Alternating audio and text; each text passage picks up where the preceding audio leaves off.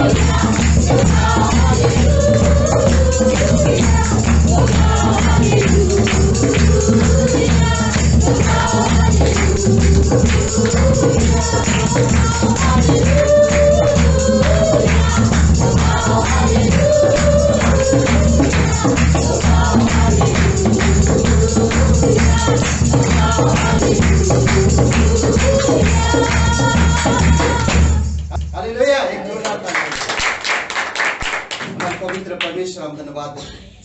अपने हाथों को उठाकर, हमारी आंखों को उठाकर पिता, हम पहाड़ की तरफ देख रहे हैं प्रभु यीशु, जो चट्टान पर विराजमान है, जो सर्वशक्तिमान परमेश्वर। धन्यवाद देते हैं आपके अद्भुत प्रेम के लिए, जो तेरे प्रेम से हमें कोई अलग नहीं कर सकता, कोई युद्ध नहीं कर सकता। प्रभु, आज हमारी जो जीवन है, ये जो मलयुद्ध है पिता, ये जो संग्राम है, ये हमारा नहीं है, ये आपका है। और धन्यवाद करते कि तू इस संग्राम में तू हमें चुना है, ताकि हम युद्ध के मैदान में हो सके। हम जानते हैं प्रभु, तू बुलाता है, युक्तियां देता है, अगुवाई करता है, सामर्थ देता है, और सहायक बनकर तू सामना करता है। धन्यवाद करते हैं, तेरी स्तुति महिमा करते पिता। धन्यवाद देते इस समय को प्रभु। थैंक यू फादर, तेरी महिमा हो पिता। थैंक यू यीशु मेरे स्वामी मेरे, नहीं कोई तेरे समान। यीशु मेरे जीवन मेरे, प्रभु तू है सबसे महान।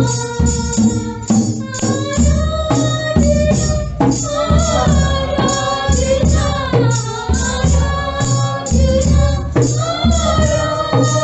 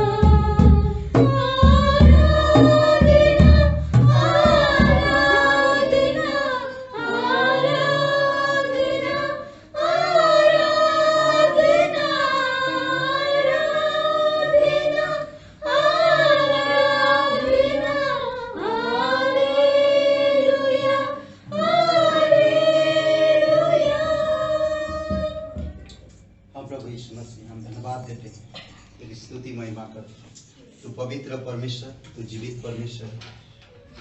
पिता,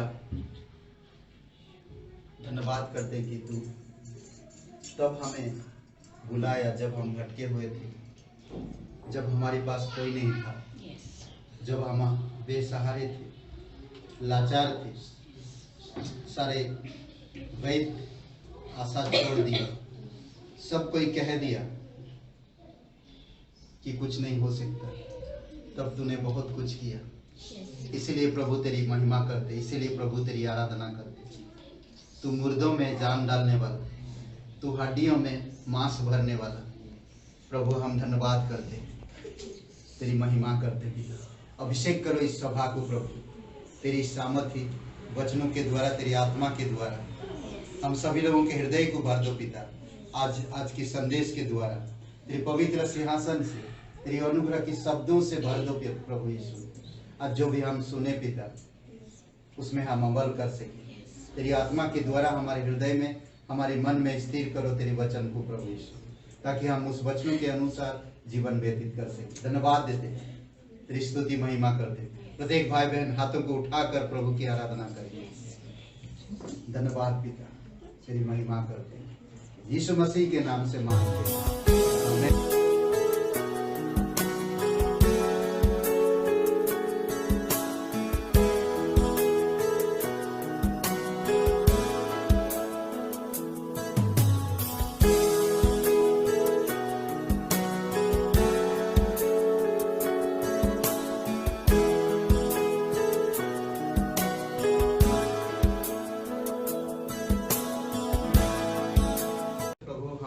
देते हैं, इस कलीसिया के लिए धन्यवाद देते हैं, इस जगह के लिए धन्यवाद देते पिता। प्रत्येक भाई बहनों के लिए धन्यवाद देते। कलीसिया में जो भी आप पर विश्वास करते हैं और कलीसिया में जुड़े हुए हैं प्रभु, आप उन पर अगुवाई करो। इस भेंट के लिए धन्यवाद देते पिता। हर किसी को प्रभु प्रेरणा देना और जागरूक करना पिता, तेरी आत्मा में, देने में, प्रेम में, वचनों में, धार्मिकता में, विश्वास में पिता, हर क्षेत्र में वो बढ़ सके। तेरे लोग थे, तो उनसे प्यार करता, तो उनको प्रोवाइड करता। प्रभु आप उन्हें आशीषित करो। धन्यवाद देते, तेरी स्तुति महिमा करते। प्रार्थना प्रभु यीशु मसीह के नाम से मांगते हैं, आमीन।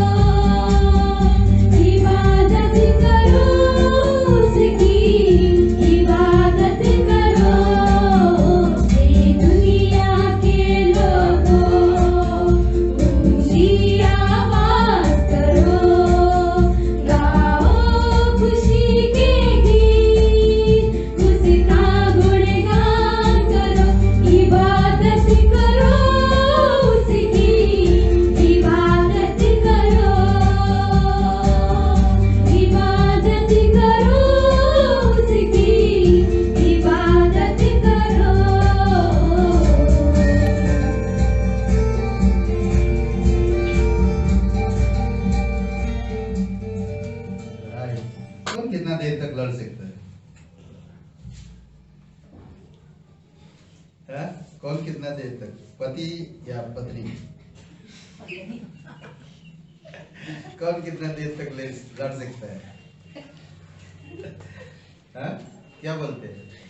जब तक पति जंगल में नहीं जाता। ओके, दो वचन पढ़िए। व्यवस्था विवरण 20 अध्याय 1 से 4 और इफिसियों का 6वां अध्याय 10 से 13। ओके, आज हम लोग जो बातें करेंगे, व्यवस्था विवरण 20 अध्याय 1 से 4 और इफिसियों का 6वां अध्याय 10 से 13। ठीक है,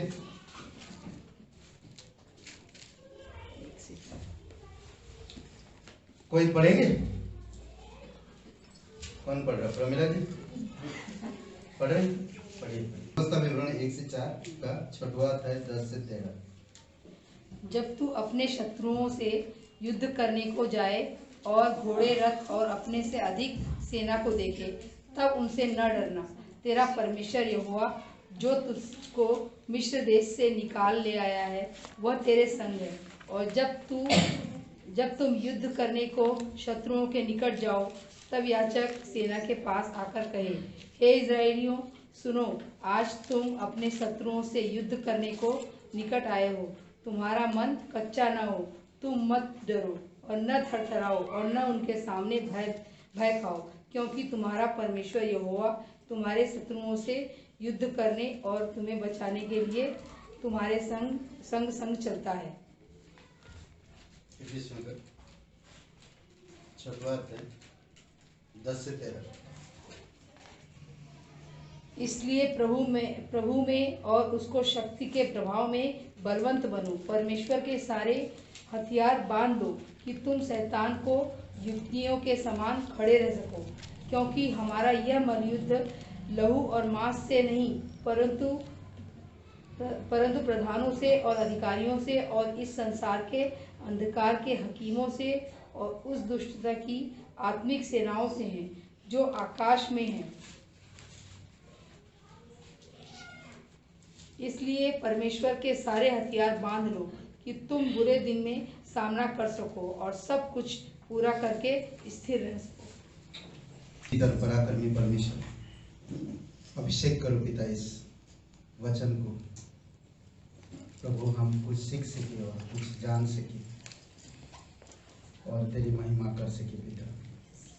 हम जानते हैं कि जिस वक्त हम तेरे नाम पर विश्वास किए, उसी समय से हमारे शत्रु है जो हमें हर वक्त नजर रखता है और हर वक्त हमें लड़ने पर उकसाता है और हमें कभी भी बख्शता नहीं है। पिता, आप धन्यवाद करते कि तू हमारे साथ है, तेरी आत्मा हमारे साथ है, तेरी पवित्र वचन हमारे साथ है। इस कारण से हम सामना कर पाते हैं। धन्यवाद देते हैं, यीशु मसीह के नाम से मांगते हैं, आमीन।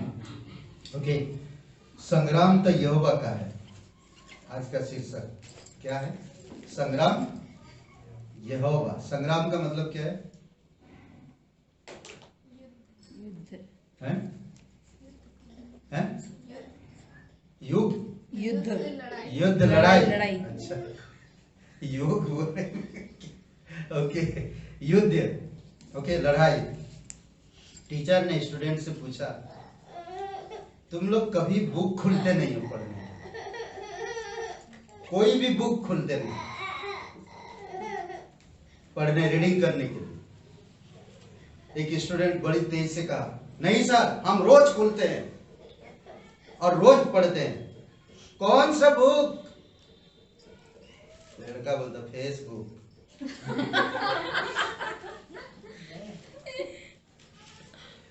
ओके, आप लोग बाइबल खोलते हैं, पढ़ते हैं या नहीं पढ़ते? ना पकड़ते हैं? बाइबल खोलते हैं, पढ़ते हैं या पकड़ते हैं? तीनों करते हैं। पकड़ेंगे तब तक खोलेंगे, फिर खोलेंगे तब तक पढ़ेंगे। मैं तो ऐसे ही सीरियस होते, कितना सीरियस होते हैं आप। ओके, संग्राम तो यहोवा का, लड़ाई परमेश्वर का है, हमारा नहीं। ना। हम लोग जो वचन पढ़ा व्यवस्था विवरण की किताब में, अद्भुत बात कहता, किसी भी चीज की सहारा मत लेना जब तू लड़ने के लिए जाएगा, ना रथ, ना घोड़े, ना सेना, कोई भी चीज नहीं चाहिए ना। अगर आप ये सब चीजों को लेकर जाओगे तो निश्चय हारोगे।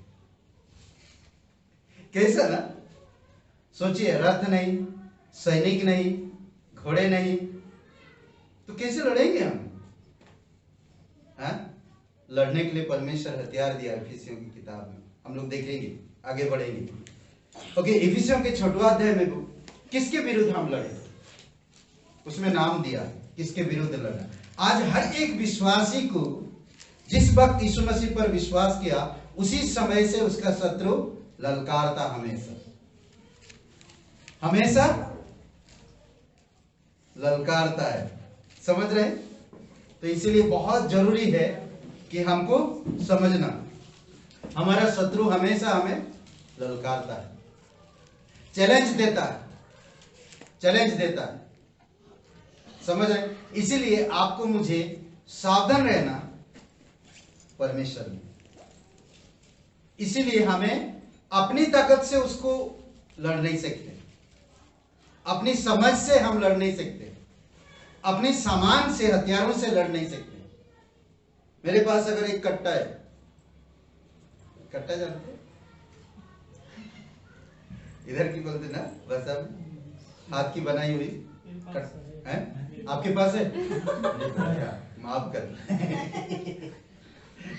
ओके, बंदूक या पिस्तौल, उससे परमेश्वर, उससे हम हरा नहीं सकते, उससे हरा नहीं सकते, तलवार से हरा नहीं सकते, या बड़ी सेना से भी हम शैतान को कभी हरा नहीं सकते। पर हराने का हमें एक चीज की जरूरत है, और वो है परमेश्वर।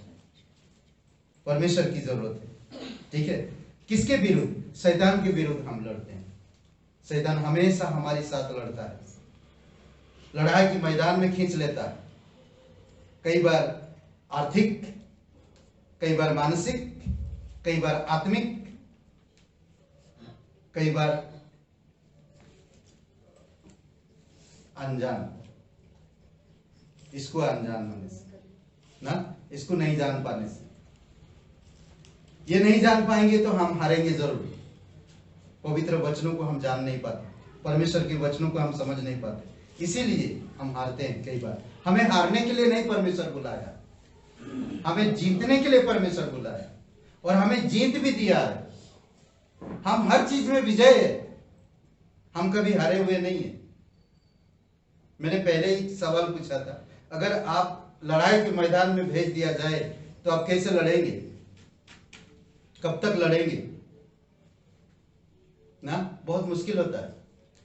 व्यवस्था विवरण 20 अध्याय में अगर आप आगे पढ़ते हैं, हम लोग 4 वचन तक पढ़ा, अगर आप आगे पढ़ेंगे तो किन किन लोगों को परमेश्वर मना करता मत जाओ लड़ने के लिए।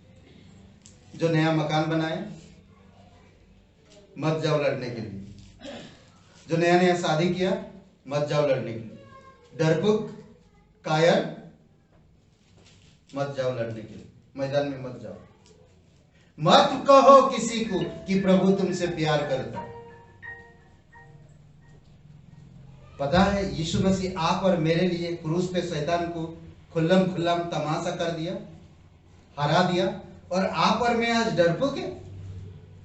वो ललकारता है खड़े होकर, वो ललकारता है। पर जिस समय आप यीशु मसीह पर विश्वास किए उसी समय में आपके अंदर एक आत्मा है। पता है वो का आत्मा क्या करता है, वो कितना सामर्थ्य है? वो स्वयं परमेश्वर है, वो स्वयं परमेश्वर है जो आपके अंदर है। शैतान की सेना कौन है? ये दुष्ट आत्माएं, विश्वासियों के शत्रु है। हमेशा विश्वासियों को गिराना चाहते, हमेशा हराना चाहते, हमेशा उन पर दोष लगाना चाहते, हमेशा उनको नीचा दिखाते। समझ रहे? हमेशा ये हमेशा प्राण घातक युद्ध के लिए संगठित रहते हैं, हमेशा युद्ध के लिए एकदम तैयार रहते हैं लड़ने के लिए। तो इसीलिए आपको मुझे बहुत संभाल के लड़ने की तैयारी करनी चाहिए। यहोवा का वचन क्या कहता देखिए, जकरया चौथा अध्याय वचन 6 में कहता है, ना बल से और ना शक्ति से परंतु मेरे आत्मा के द्वारा होगा। अगर मैं आत्मिक इंसान नहीं हूं तो मैं रोज हारूंगा और एक दिन मैं मसीह को छोड़ भी दूंगा। इसीलिए हर वक्त आत्मा के द्वारा हमें काम करना, ना मेरे बल से ना मेरे शक्ति से। परमेश्वर कहता मेरे आत्मा के द्वारा तुम लड़ोगे। और परमेश्वर की आत्मा, कैसे परमेश्वर की आत्मा है? यशायाह का 11 अध्याय 2 से 4 वचन में कहता है परमेश्वर की आत्मा सबसे पहली बात बुद्धि और समझ का आत्मा है। बुद्धि और समझ का आत्मा है, युक्ति और पराक्रम का आत्मा है, ज्ञान और यहोवा का भय का आत्मा है, न्याय और धर्म का आत्मा है। ये परमेश्वर की आत्मा है। वो न्याय से काम करता, वो धर्म से काम करता, वो ज्ञान से काम करता, वो परमेश्वर का भय रख के काम करता, वो युक्ति बनाता, वो पराक्रम से भी आगे जाता है, वो बुद्धि है उसमें और समझ के साथ वो काम करता है। ये परमेश्वर की आत्मा। परमेश्वर की आत्मा ऐसे आत्मा नहीं है जो आपके अंदर बैठा है, वैसे छोटा मोटा चीज नहीं है जो डरपोक है, नहीं, वो सामर्थ की आत्मा है। ये लड़ाई आप और मेरा नहीं है, ये लड़ाई परमेश्वर और शैतान का। ये लड़ाई हमारा नहीं है, पर आपको मुझे शैतान भी इस्तेमाल कर सकता है, परमेश्वर भी इस्तेमाल कर सकता है। इसीलिए आपको मुझे समझना होगा मैं किसके द्वारा इस्तेमाल हो रहा हूं। कई बार हम घर परिवार में हमें शैतान इस्तेमाल कर सकता है, कई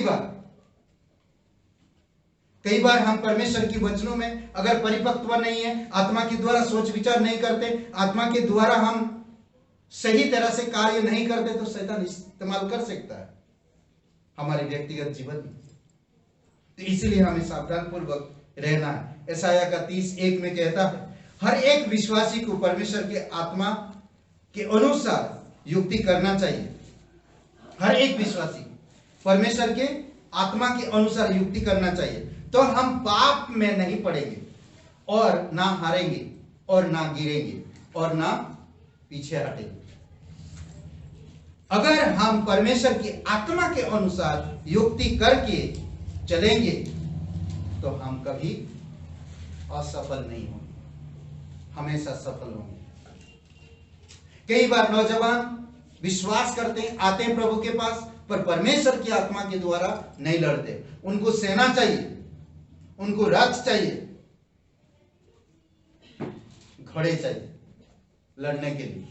नहीं, परमेश्वर कोई भी, हम अगर परमेश्वर के लोग हैं तो हमें इन सब चीजों को नहीं चाहिए।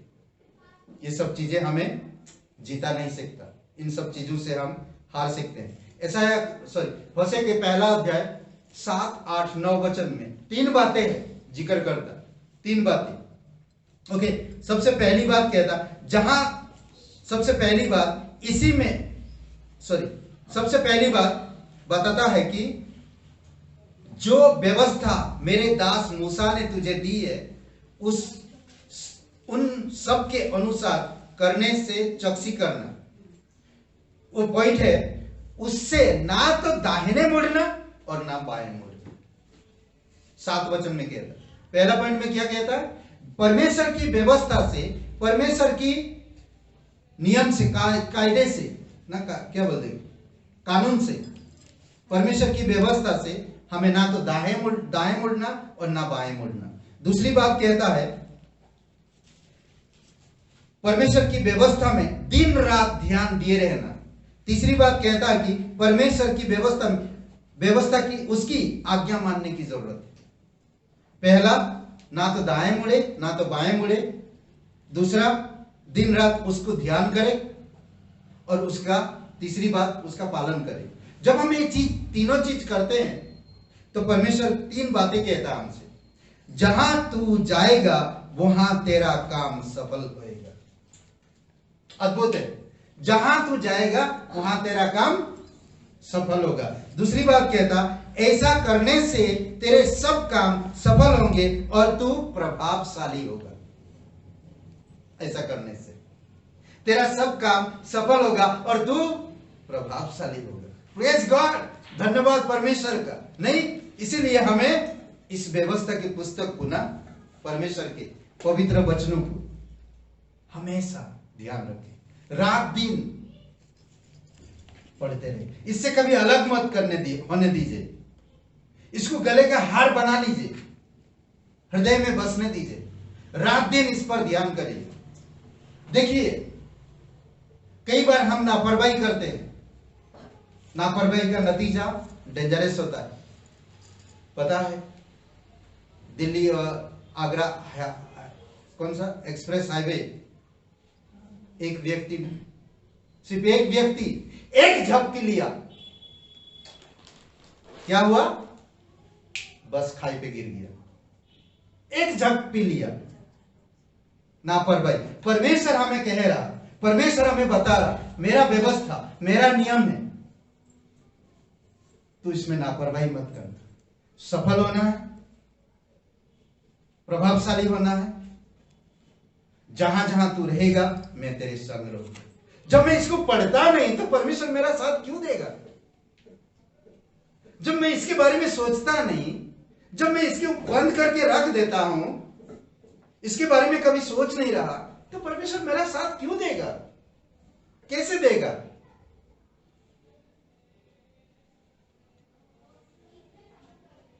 सोचिए, नहीं, कैसे देगा साथ? पहला कहता, जहां जहां तू जाएगा वहां तेरा काम सफल होगा। ऐसा करने से तेरे काम सब सफल होंगे और तू प्रभावशाली होगा। तीसरी बात कहता 9 वचन में, जहां तू जाएगा वहां वहां तेरा परमेश्वर तेरे संग रहेगा। अद्भुत बात है, नहीं? मैं पढ़ नहीं रहा, प्रार्थना नहीं कर रहा, मनन नहीं कर रहा, वचनों पे ध्यान नहीं दे रहा, परमेश्वर मुझे पास्टर दिया, परमेश्वर मुझे कलीसिया दिया, परमेश्वर मुझे बाइबल स्कूल दिया, परमेश्वर मुझे सोचने समझने की बुद्धि दिया, परमेश्वर ने मुझे संसार से बुलाया, परमेश्वर ने मुझे उद्धार दिया, फिर भी मैं उस पर ध्यान नहीं दे रहा। छोटी सी गलती अब बहुत कुछ खो सकते हैं। सिर्फ ड्राइवर एक झपकी लिया, कितने लोगों की प्राण चला गया, उसकी पैरें काट के आज अपाहिज है, आज अफसोस करता है। आज वो अफसोस कर रहा कि मैं क्यों झपकी लिया, मैं क्यों ध्यान नहीं दिया। अगर मैं ध्यान दिया होता तो मेरा पैर आज ठीक होता। छोटी सी गलती। परमेश्वर जो बातें बता रहा, परमेश्वर जो आपको मुझे कह रहा, वो कुछ मामूली बात नहीं है, वो अद्भुत बात है। समझ रहे हैं? शत्रु कभी भी हमारे जीवन के मार्ग में खतरा पैदा कर सकता है, लड़ने के लिए खड़ा हो सकता है, तकलीफ ला सकता है, मैदान पे ले जा सकता है, लड़ने के लिए चैलेंज कर रहा, हर दिन हर समय चैलेंज करता है वो। ऐसे परिस्थितियां हमारे जीवन में लेकर आता, हम लड़ने पर तैयार हो जाते हैं और ऐसा लड़ते हैं जैसा सांसारिक युद्ध। वो नहीं चाहिए, वो नहीं चाहिए। वैसा लड़ने से हम कभी भी उसको हरा नहीं सकते। हमें लड़ने के लिए तैयार नहीं होना, हम हमेशा तैयार रहना है।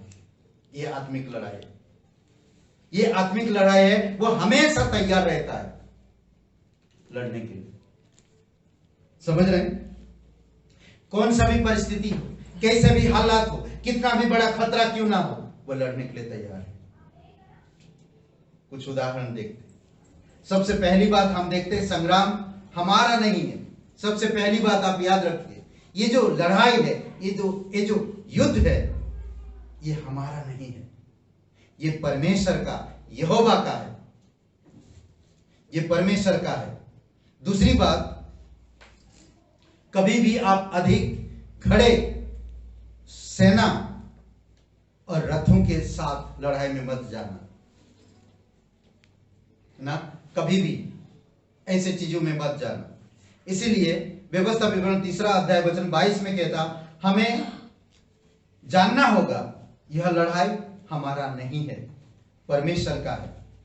इसीलिए मुझे कोई चीज की सहारा की जरूरत नहीं है, मुझे परमेश्वर की जरूरत है, मुझे यहोवा की जरूरत है। करेक्ट, मुझे यहोवा की जरूरत है। किसी को रथों पर भरोसा है, किसी को घोड़ों पर भरोसा है, पर मुझे तो यहोवा पर भरोसा है, मुझे तो यहोवा पर भरोसा है। रथ लेकर जाऊंगा मैं जरूर हार जाऊंगा, घोड़े लेकर जाऊंगा गिरा सकता घोड़ा मुझे। घोड़े, रथ या सेना से मैं कभी भी लड़ाई जीत नहीं सकता, परंतु मैं परमेश्वर यहोवा के द्वारा जीत सकता हूं।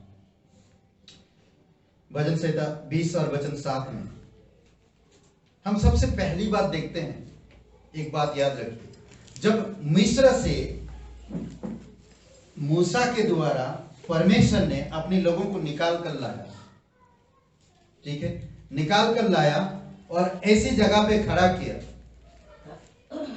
आगे लाल समुंदर है और पीछे मिस्र की सेना रथों के साथ दौड़ के आ रहे हैं। ऐसे हालत में, ऐसे खतरे में आप क्या करेंगे? ऐसे खतरे में आप क्या करेंगे? ऐसा खतरा है, कभी ऐसा खतरा हुआ आपके सामने? खाई है, पीछे दुश्मन है, करे तो करे क्या, जाए किधर? ऐसे खतरा में आप क्या करेंगे? कैसे बाहर निकलेंगे? क्या बोलते हैं आप? ऐसे अगर खतरा आ जाए, मैं तो पहले बता दिया आप लोग को, मैं खतरा ऐसा लाना चाहता था। एनीवे, ऐसे खतरे में क्या किया वो लोगों ने, क्या किया वही हम भी करेंगे। ये लीडर कौन पता है? वो किधर है? लाठी लेकर घूम रहा है।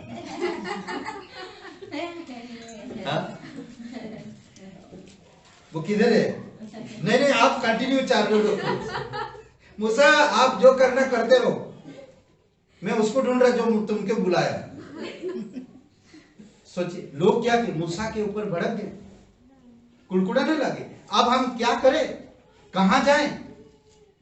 मूसा इसीलिए लेकर आया था एक खाई में हमको मार डालने के लिए।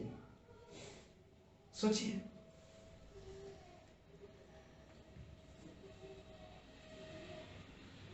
चौदह का वचन 13 में कहता है, मूसा, निर्गमन 14 अध्याय और वचन 13 अद्भुत बातें कहता है। आज तुम खड़े खड़े उद्धार को देखोगे। पढ़िए खोल के वचन, निर्गमन 14 अध्याय और वचन 13।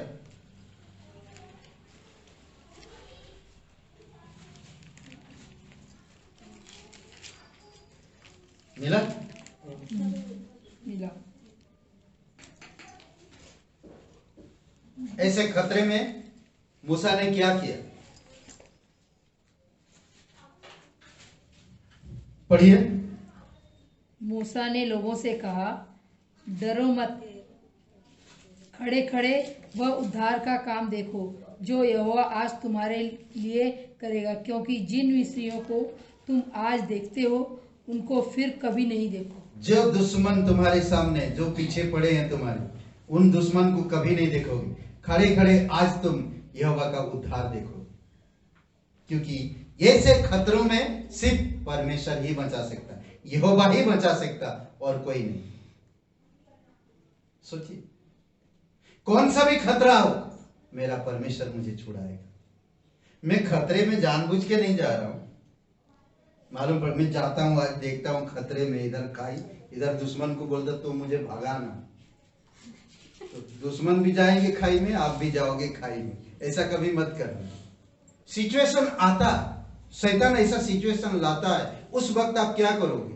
यीशु मसीह को पहाड़ के ऊपर ले गया ना, पूरे चोटी पर ले गया, कहता है यहां से गिरा दे, क्योंकि वचन लिखा है। शैतान क्या कह रहा है? वचन लिखा है कि वो अपने दूतों को भेजकर तुझे हाथों हाथ उठा लेगा। क्या कर रहा? उकसा रहा शैतान। क्या कर रहा? उकसा रहा। वैसे आपको मुझे भी उकसाता है, वो उकसाता है। समझ रहे? यीशु ने जवाब दिया वचन से, वचन से जवाब दिया। नहीं, उसी प्रकार आप अगर जानते हैं पवित्र शास्त्र वचनों को, पवित्र आत्मा की धैर्य को, पवित्र आत्मा की युक्ति को, आपके अंदर पवित्र आत्मा विराजमान है, वो क्या काम कर रहा है मेरे अंदर, वो किस तरह सामना कर रहा है, किस तरह सुन रहा है, तो आप उसी तरह से जवाब देंगे। मुझे ज्यादा बात करने की जरूरत नहीं। कभी कभी ऐसे लोग आएंगे, उकसाएंगे, आप उकसाएंगे, आप खोल देते नहीं। पवित्र आत्मा के द्वारा, परमेश्वर की सामर्थ के द्वारा हमें बोलने की जरूरत है। वो चुप हो जाएंगे, वो चुप हो जाएंगे। भजन संहिता 44 और वचन 6 में कहता है,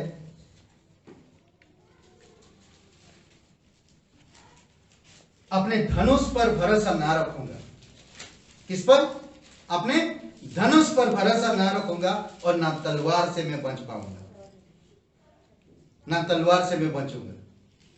इसका मतलब है मुझे तलवार भी नहीं चाहिए, धनुष भी नहीं चाहिए, मुझे सिर्फ परमेश्वर चाहिए। ना तलवार से तू बच सकता और ना धनुष से। एक वचन पढ़िए, होशे का 1:7। इसमें देखिए क्या कहता है।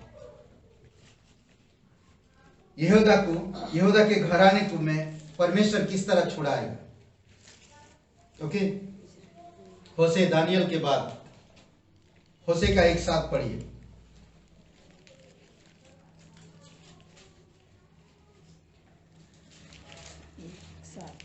एक का 7। परंतु यहूदा की किसी प्रकार से क्षमा कर, परंतु यहूदा के घराने पर मैं दया करूंगा और उसका उद्धार करूंगा। उनका उद्धार मैं धनुष या तलवार या युद्ध या घोड़ों या सवारों के द्वारा नहीं, परंतु उनके परमेश्वर यहोवा के द्वारा करूंगा। ओके, क्या कह रहा? ना घोड़ों से उद्धार करेगा, ना तलवार से, ना धनुष से और ना सेनाओं से। उनका उद्धार परमेश्वर करेगा। अद्भुत बात है, उनका उद्धार परमेश्वर करेगा। दूसरा राजा का 20 अध्याय में एक कहानी है। यहूदा का राजा यहोशापात के राज्यकाल में आक्रमण किए मोआबी लोग और आमोनी लोग आक्रमण किए, तो वो डर गया। बहुत बड़ी सेना लेकर आए, बहुत बड़ी सेना लेकर आए।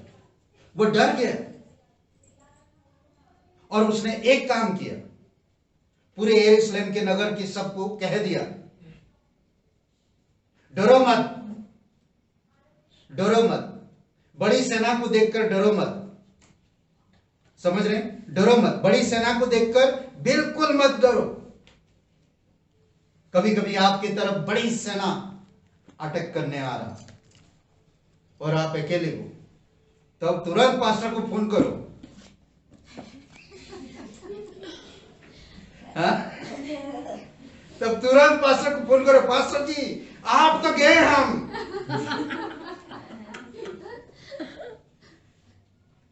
समझ रहे? यहोशापात यरूशलेम के नगर की सब निवासियों को कह दिया, डरो मत, ये हमारा लड़ाई नहीं है, ये परमेश्वर का लड़ाई है। 20 का 15 वचन में अगर आप पढ़ते हैं तो यहोशापात कहता है, और वो लोग सिर्फ एक ही चीज किया, गाना गाए, प्रभु की आराधना की, प्रभु की आराधना किए। और एक दूत जाकर उन अमोनियों को और मोआबियों को एक दिन में, एक रात में सब लाशें जमीन पर गिरा दी। सुबह जब हुआ, ये लोग क्या देख रहे? चारों तरफ लाशें पड़ी हुई, चारों तरफ लाशें पड़ी हुई, सारे लूटपाट लेकर निकले। ये परमेश्वर ही कर सकता है, परमेश्वर ही कर सकता है। शैतान की हर एक पाप की हथियार को प्रभु क्रूस पर हमेशा के लिए मिटा दिया है। शैतान की कोई भी हथियार आप पर लाग नहीं सकता, छू नहीं सकता, परंतु आपको मुझे समझना होगा परमेश्वर की हथियारों को, परमेश्वर की हथियारों को समझना होगा। परमेश्वर की हथियार क्या है?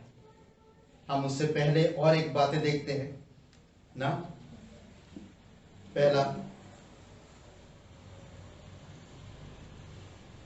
पहला शमूएल का 17 अध्याय किसकी कहानी है?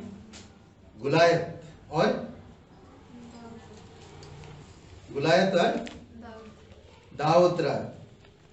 दाऊद की कहानी। पहला में और दूसरा में? पहला में, ओके ठीक है। तो यहां पर क्या कर रहा? ललकार रहा। कौन? गुलायत ललकार रहा। किसको? साउल राजा, यहूदा के राजा को ना ललकार रहा। गुलायत ललकार रहा, कोई भी है तो आ जाओ, सामना करो मेरा, कोई भी है तो आ जाओ। परमेश्वर के लोग कभी ललकारते नहीं। परमेश्वर के लोग परमेश्वर के नाम से उसके पास जाते हैं। शैतान हमेशा ललकारता है, शैतान हमेशा घमंड उत्पन्न करता है।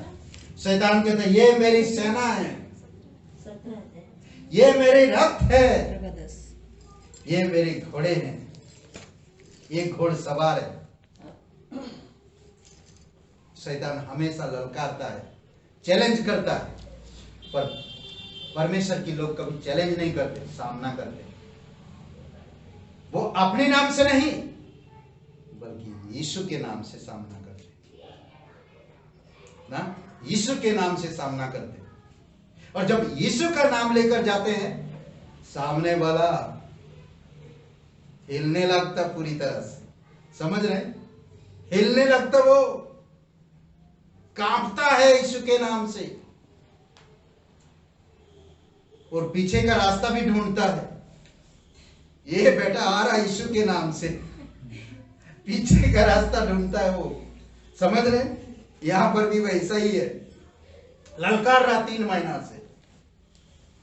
इधर फिलिस्तीन की गुलायत की टीम और इधर साउल राजा उसकी सैनिक, 3 महीना से ललकार रही एक दूसरे को। हर दिन सुबह आते, कौन है? आओ भाई, 9 फुट का आदमी तलवार दिखा के कह, कौन है? आदम, सामना करो। साउल राजा उसकी सैनिक चुपचाप है, और दाऊद कहते कि उसके चेहरे की लालीपन भी नहीं गया।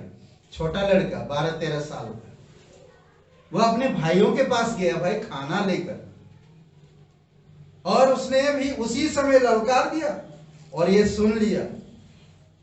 सोचिए, नहीं, वो सुन लिया। वो सुना तो क्या भैया आप लोग कब से इधर बैठे हो और वो ललकार रहा, कुछ नहीं कर रहे हो? मैं होता तो इसको तो अभी, क्योंकि ये जीवित परमेश्वर की सेना को ललकार रहा, इजराइल के परमेश्वर को ललकार रहा, यहोवा को ललकार रहा। आप तो इजराइल की सेना है, इजराइल हैं आप। सोचिए, तो साउल राजा सुन रहा था। साउल राजा उसको बुलाता है और कहता है ये ले मेरा सारे पोशाक, तलवार, जा। वो पहन भी लिया, थोड़ा इधर उधर चल नहीं पा रहा, बोलता ये से मेरे से नहीं होने वाला। बोलता मैं तो सिर्फ यहोवा के नाम से उसके पास जाऊंगा। उसने नाले से 5 पत्थर उठाया, अपनी थैला में डाला, चला अपना गोफन लेकर गया। मुझे बहुत अच्छा लगता वो जब कहता है 47 वचन में, 17 अध्याय का 47, वो कहता वह समस्त मंडली जान लेगी कि यहोवा तलवार या भाले के द्वारा जयवंत नहीं करता, इसीलिए कि संग्राम तो यहोवा का है और वही तुम्हें हमारे हाथ में कर देगा।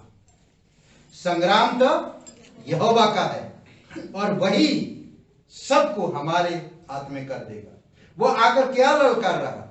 अगर तुम लोग हारे तो हम लोगों का सेवा करो, अगर हम लोग हारे तो हम लोग तुम लोगों का सेवा करें। ऐसा ललकार रहा है।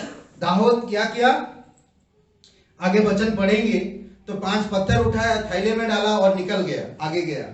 वो देख रहा, ये कौन आ रहा भाई, क्या लाठी लेकर आ रहा, तू मुझे कुत्ता समझ रहा है, वो ऐसा बोल रहा है। सोचिए, एक पत्थर काफी है, एक लाठी काफी है। सोचिए, एक पत्थर काफी है। ताली बजाकर प्रभु की आराधना करना काफी है। घुटने टेक कर सिर्फ प्रार्थना की जरूरत है, दुश्मन भाग निकलेगा ना। इफिसियों का 6वां अध्याय वचन 18 में, आत्मा के साथ प्रार्थना करो, शैतान भाग निकलेगा। वो सामना नहीं कर पाएगा, वो आएगा नहीं। जहां पर आप बैठे हो छू नहीं सकता, उसका तीर आकर घूमते रहेगा, परंतु आप पर नहीं लगेगा, जाके उसको लगेगा दोबारा। कैसा ना टकरा। सोचिए, देखे कभी वो यहाँ घर के अंदर है और दिन में कोई बच्चा वहां से वो कांच का टुकड़ा लेता है और सूरज की तरफ रखता है और ऐसा रखता, तो उसका रोशनी इधर आता है ना।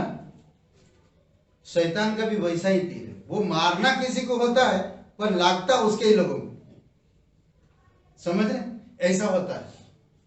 तो इसलिए बहुत हमें सावधान रहना। तो दाऊद ने क्या कहा, ये संग्राम परमेश्वर का है, ये लड़ाई, ये युद्ध परमेश्वर का है, ये हमारा नहीं है। आज हमारे हाथ तुम्हें कर देगा। और उसने एक पत्थर निकाल कर मारा और वो समाप्त, ढेर हो गया। उसी की तलवार निकाल कर उसकी गर्दन उड़ा दिया, काट के राजा के पास लेकर आया। सोचिए क्या था, कुछ भी नहीं, विश्वास था, परमेश्वर था उसके साथ, नहीं परमेश्वर था। इफिसियों का किताब खोलिए,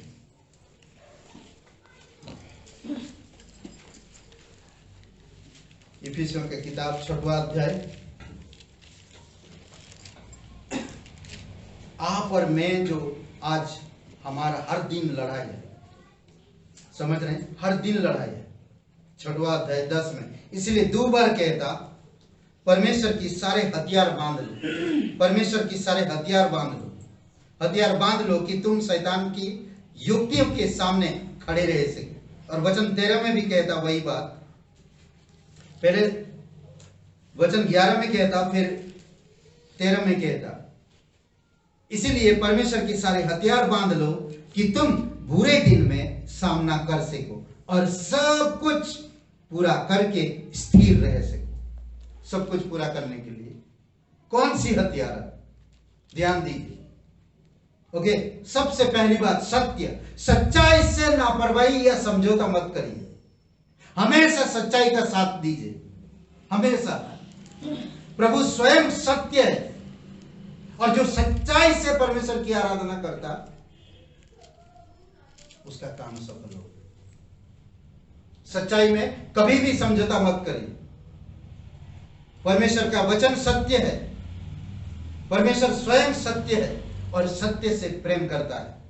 इसीलिए यीशु मसीह जब प्रार्थना कर रहा था, जब यीशु प्रार्थना अपने शिष्यों के लिए प्रार्थना कर रहा, लोगों के लिए प्रार्थना कर रहा, तब वो कह रहा, क्या कह रहा, यूहन्ना का 17:17 में क्या कह रहा, तेरा वचन सत्य है और तेरे वचन के द्वारा, क्या कहता वचन, मुझे बहुत अच्छा लगता वो वचन, एक मिनट निकालते हैं। पहले तो यूहन्ना का 17 अध्याय और वचन 17,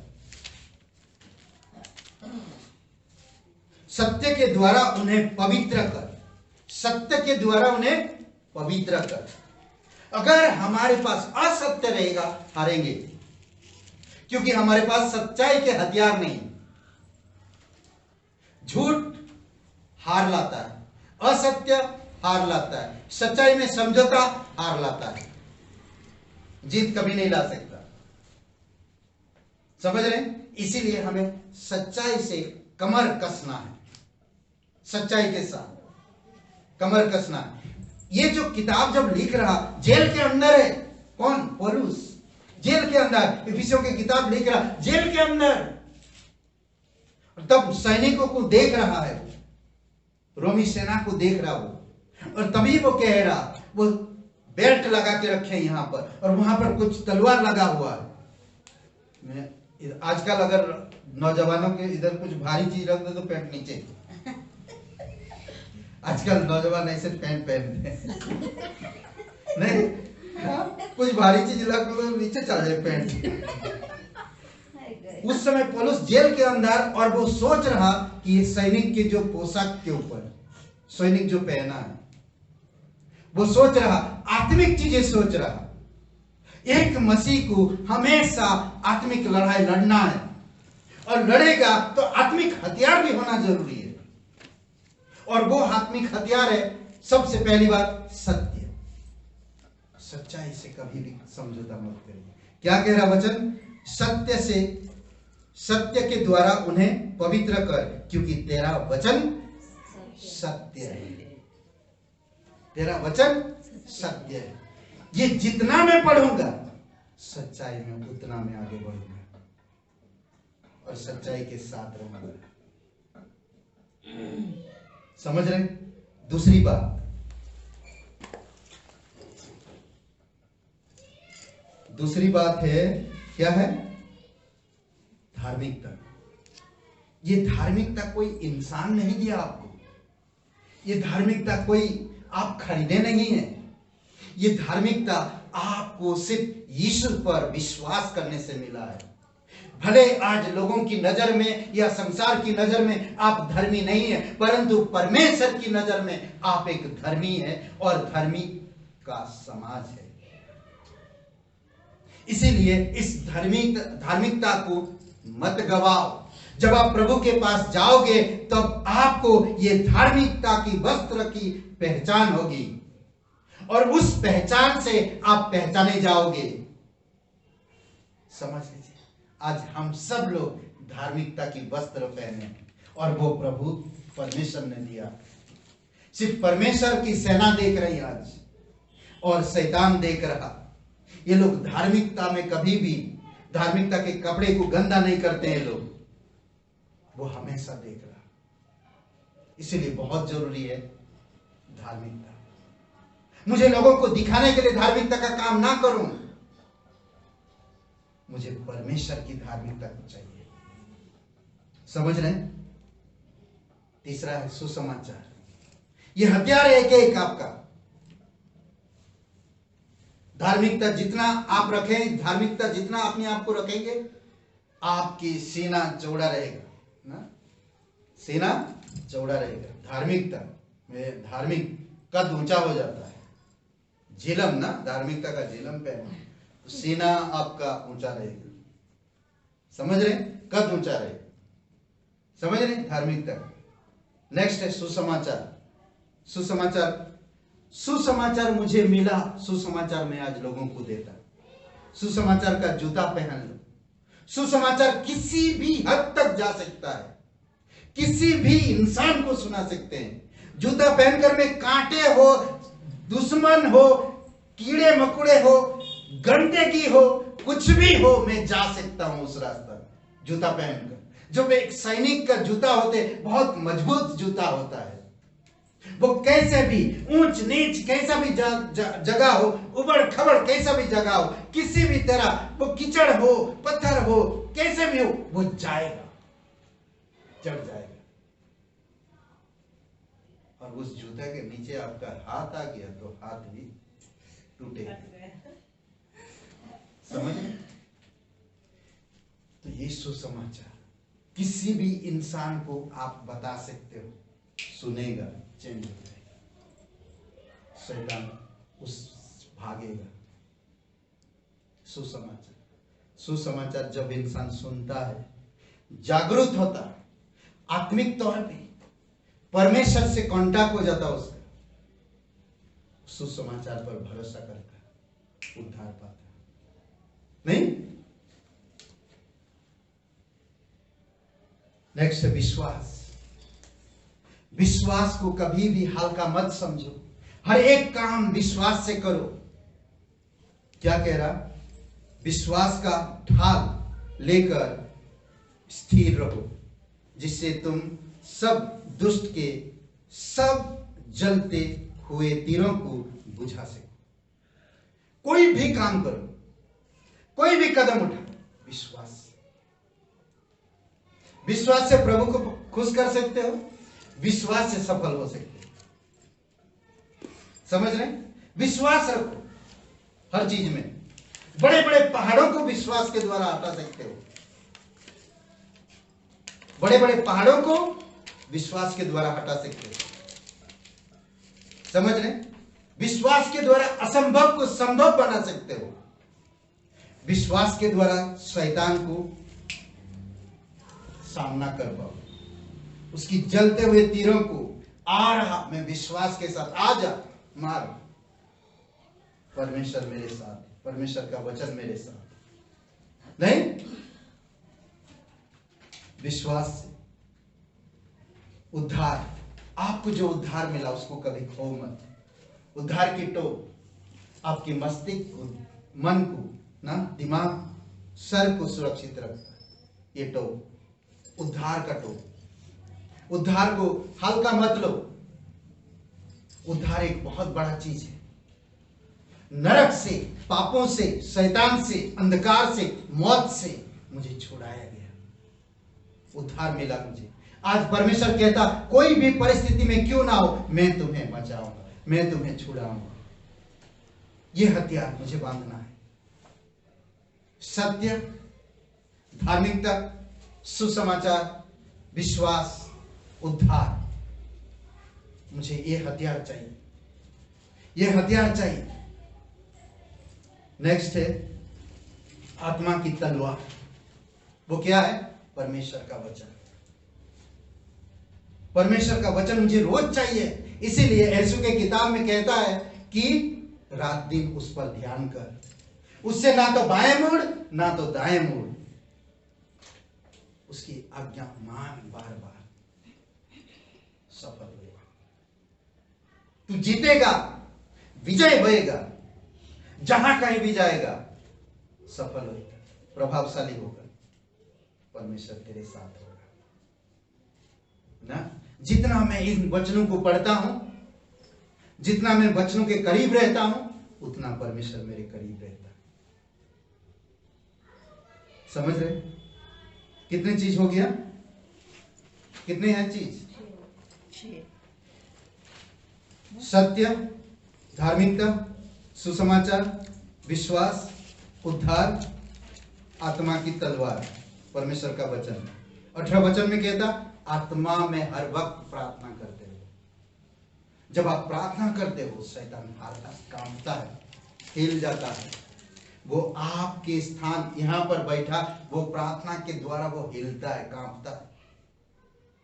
क्यों? क्योंकि प्रार्थना उस इंसान को बेड में से खड़ा कर सकता, किसी का ट्यूमर ठीक कर सकता, किसी की कैंसर ठीक कर सकता, जो शैतान उन पर डाल के रखा है। प्रार्थना, जब आप घुटने पे आते, जब आप सच्चे परमेश्वर के दास होकर सच्चाई के साथ और आत्मा के सामर्थ से जब आप प्रार्थना करते, एक भटका हुआ इंसान परमेश्वर की पहचान में मेल मिलाप कर लेता। एक कैंसर में, एक भूतग्रस्त इंसान, भूत प्रेतग्रस्त इंसान दुष्ट आत्माओं के कब्जे में प्रार्थना के द्वारा छूट जाता। वो यहाँ पर कांपता है, उधर वो भागता है, ताकि वहां पर वो प्रार्थना उसके अंदर जा ना सके। वो रास्ता दे ढूंढता है, वहां पर जाकर प्रार्थना। समझ रहे? ये बहुत इंपॉर्टेंट है। ये हथियार आपको बांधना है। दाऊद की तरह मुझे 5 पत्थर चाहिए, मुझे ये 7 हथियार चाहिए। 1 2 3 4 5 6 7 हथियार मुझे चाहिए। परमेश्वर, ये हथियार में मैं हमेशा भरा रहूं। सच्चाई में भरा रहूं, धार्मिकता में भरा रहूं, सुसमाचार में भरा रहूं, विश्वास में भरा रहूं, उद्धार में भरा रहूं, आत्मा की तलवार वचन में भरा रहूं, प्रार्थना में भरा रहूं। शैतान हारेगा, डेफिनेटली हारेगा। वो रोएगा, वो कांपेगा, बोलेगा मैं इसको कुछ नहीं कर सकता। समझ रहे?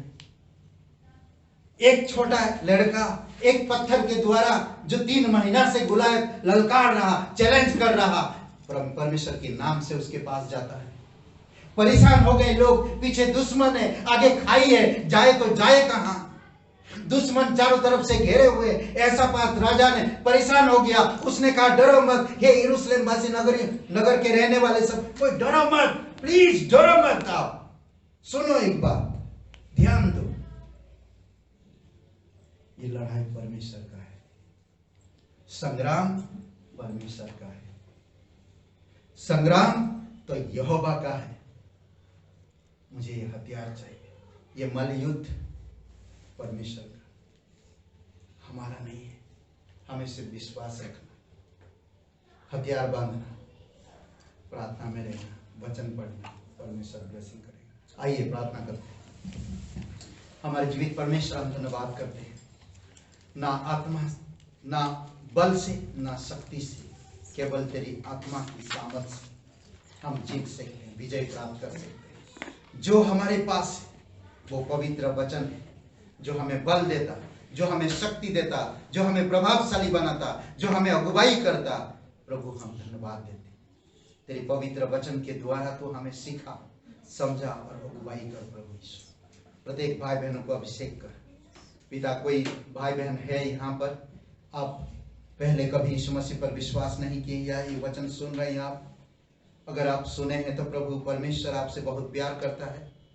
और हम जानते हैं कि हम इस धरती पर पापी इंसान हैं, हमारे पापों से हम स्वयं प्रायश्चित नहीं कर सकते, परंतु परमेश्वर आपसे और मुझसे प्रेम किया और हमारी अपराध और गुनाहों के कारण अपने इकलौता पुत्र प्रभु यीशु मसीह को इस धरती पर भेज दिया।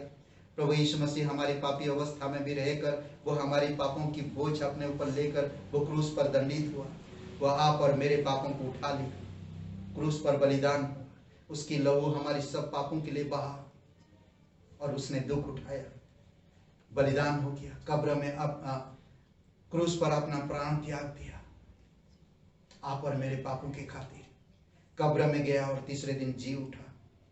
अगर आज इस वचन को सुन रहे हैं, आप यीशु मसीह पर विश्वास करना चाहते हैं, आप मेरे साथ ये प्रार्थना करिए, कहिए हे यीशु, मैं आज सुना कि तू मेरे पापों के लिए क्रूस पर जीवन दिया। मैं जानता हूं मैं एक पापी इंसान, मुझे माफ कर दीजिए, मेरे हृदय में आइए, मुझे नया जीवन दीजिए। हे यीशु, मैं तन मन से तेरे नाम पर विश्वास करता, तेरे बलिदान पर विश्वास करता, तेरे गाड़े जाने पर विश्वास करता, तेरे जी उठने पर मैं विश्वास करता। मुझे क्षमा कर दीजिए, तू मेरा मुक्तिदाता, तू मेरा उद्धार कर, तू पवित्र परमेश्वर का इकलौता पुत्र मसीहा है। धन्यवाद करता हूं, यीशु नासरी के नाम से मांगते, आमीन।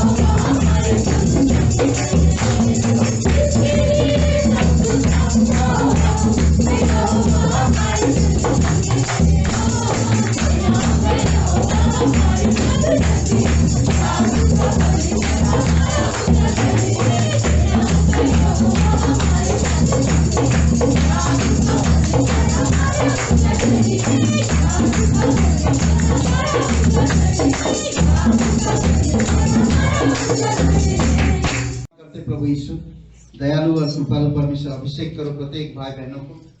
प्रभु सामर्थ के साथ अगुवाई करो पिता। ये लड़ाई हमारा नहीं है, ये मलयुद्ध प्रभु ये आपका है।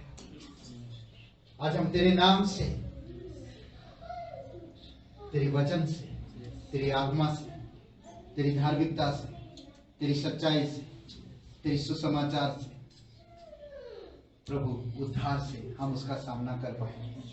धन्यवाद प्रभु यीशु मसीह, तू हमें शक्ति देता है, तू हमें बल देता है, तू हमें इस्तेमाल करता है। प्रभु हमारे भारत देश के लिए प्रार्थना करते हैं, इस वायरस को प्रभु भारत देश से दूर करना पिता, तेरी सामर्थ में हो, तेरी इच्छा के अनुसार।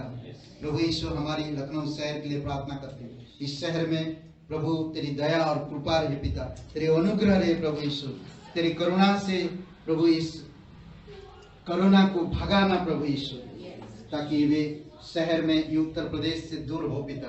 तेरी दया और कृपा रहे, बहुत सारे लोग उद्धार पा सके पिता, तेरी महिमा को देख सके, तेरी अनुग्रह को प्राप्त करे प्रभु यीशु, उद्धार पा सके और तेरे राज्य में आ सके पिता। आप सहायता करो। धन्यवाद यहाँ पर प्रत्येक भाई बहनों के जीवन में आप आशीषित करो पिता, इस संदेश के द्वारा प्रभु अगुवाई करो। धन्यवाद देते, कोई भी जगह पे खतरा हो या मुसीबतें या कोई भी परिस्थितियां कैसा भी क्यों ना हो, प्रभु तेरे नाम से सामना करेंगे और वो जीतेंगे, हम भाई जीतेंगे। धन्यवाद प्रभु, तेरी महिमा करते, तेरे नाम से हम जीतेंगे, हम जीते हुए प्रभु यीशु, हम कभी हारेंगे नहीं, तेरे नाम से हम जीतेंगे।